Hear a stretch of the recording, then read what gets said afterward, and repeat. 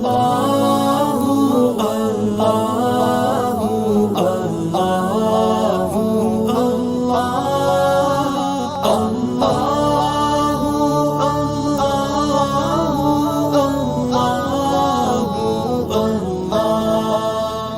باللہ من الشیطان الرجیم بسم اللہ الرحمن الرحیم. ناظرین کرام السلام علیکم ورحمۃ اللہ وبرکاتہ. انشاءاللہ تبارک و تعالی آج ہم لوگ پڑھیں گے شرح میعات عامل کے النوع الرابع. اب تک 2 پارٹ پڑھ چکے ہیں. انشاءاللہ تعالی آج ہوگا ہمارا پارٹ نمبر 3.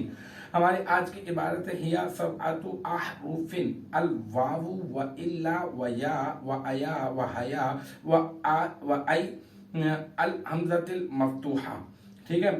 اب جو ہے وہ ہم لوگ کیا کریں گے, الحمزۃ المفتوحہ کر دیں آپ اس کو, یہ صحیح رہے گا. اب کیا کریں گے, اب اس کی ترکیب کریں گے. ٹھیک ہے نا. اس میں ایک مجمل بیان ہے, یعنی سبعۃ احرف یہ مجمل ہے.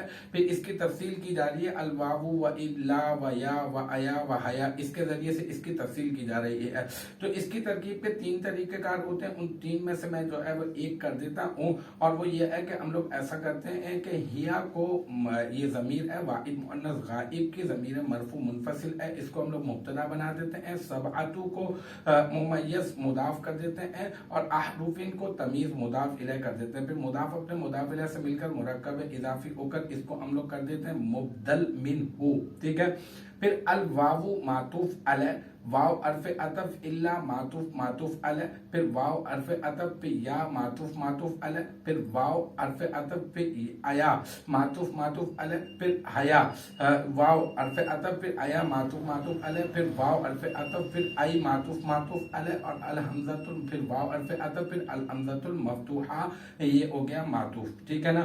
تو اب یہ ہے کہ آپ یوں کہہ دیں کہ الواو جو ہے وہ اپنے تمام معطوفات کے ساتھ مل کر جو ہے اب کیا بن جائے گا, اب یہ بن جائے گا مبدل, یا پھر کہتے ہیں بدل بن جائے گا. تو پھر یہ کیا ہوگا, پھر یہ مبدل اپنے مبدل منہ سے مل کر یہ بن جائے گا ہیا مبتدا کی خبر, اور پھر ہیا مبتدا اپنی خبر سے مل کر بن جائے گا جملہ اسمیہ خبریہ. اس کی دوسری ترکیب بھی آسان سی بتا دیتا ہوں. اس میں جو ہے وہ یہ ہو جائے گا کہ ہیا جو ہے یہ مبتدا بن جائے گا, سبعۃ احرف یہ مضاف الیہ مل کر مرکب اضافی ہو کر خبر بن جائے گا, مبتدا اپنی خبر سے مل کر جملہ اسمیہ خبریہ.